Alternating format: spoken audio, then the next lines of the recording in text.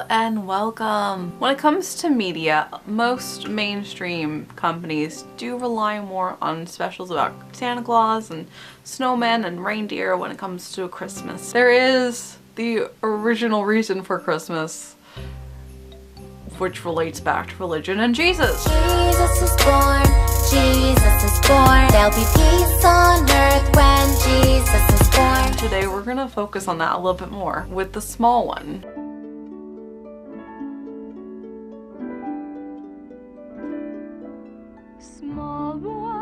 Small one, don't look so blue. The small one was released in 1978 and it was reissued with Pinocchio. So this was first in theaters with a re-showing of Pinocchio, which is still the creepiest movie that Disney may have come out with. So let's put it with Jesus. It was actually really interesting because it was a short film. It focuses both on Judaism and Christianity, so it's really interesting to tackle religion in both aspects. This was also directed by Don Bluth. This was the last time that he would work for Disney, and we mentioned him before earlier because he is best known for Anastasia, as well as other films that are mistakenly known as Disney films, but they're not. An American Tail, Thumbelina, things like that. But he did work for Disney before he went on to do those films in a different company, and this was the last one he did with them. It's a short movie, it's only about 26 minutes long, and it's about a young boy who has a bunch of donkeys with his family.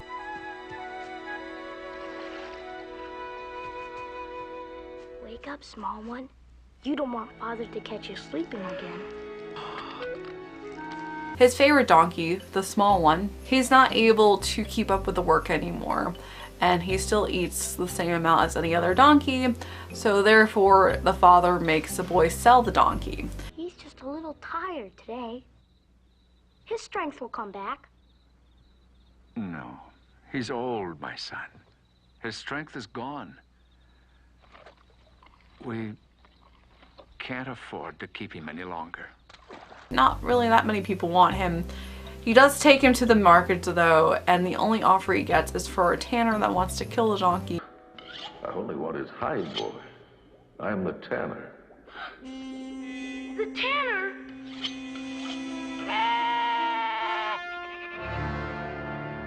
You want to make leather out of him? One piece of silver. And it was actually really creepy watching to see him back then. I wouldn't want to do it either. And so he refuses to give up his donkey and tries to sell it to anyone else who will buy it. No one does. He tries to squeeze into an auction for horses and sell his donkey there, and they won't take it and they laugh him out, the crowd. I assure you, gentlemen, he is as strong as a bull. Get off him! Get up, get up! Move, move! Get off him! Get off! Oh, what a donkey! The king's donkey!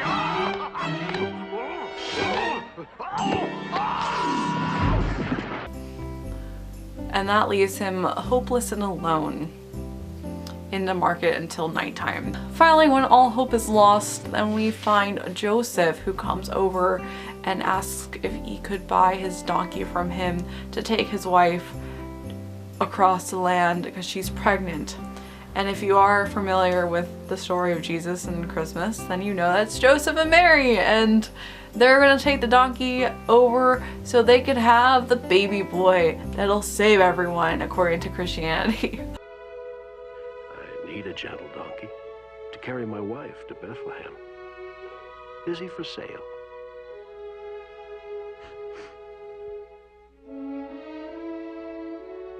Yes, sir. What do you call him? Small one. Small one? Well, he looks strong enough. And kind. But it's a really sweet moment, and I really thought it was a nice touch. I didn't enjoy the full short because I didn't like the characters. I felt like the personalities weren't the greatest and there wasn't anything relatable, but I did appreciate that they tried a different sense, that they did tackle something with religion, because this is one of the only few pieces of media Disney has done when it comes to religious aspects of it. And they did a good job with it for the most part. I honestly just like the ending because I do appreciate the story of Jesus, and I like the story of Jesus and the nativity scene. Very familiar story, but a unique twist on it. Now, I also got a lot of Aladdin vibes from the backgrounds.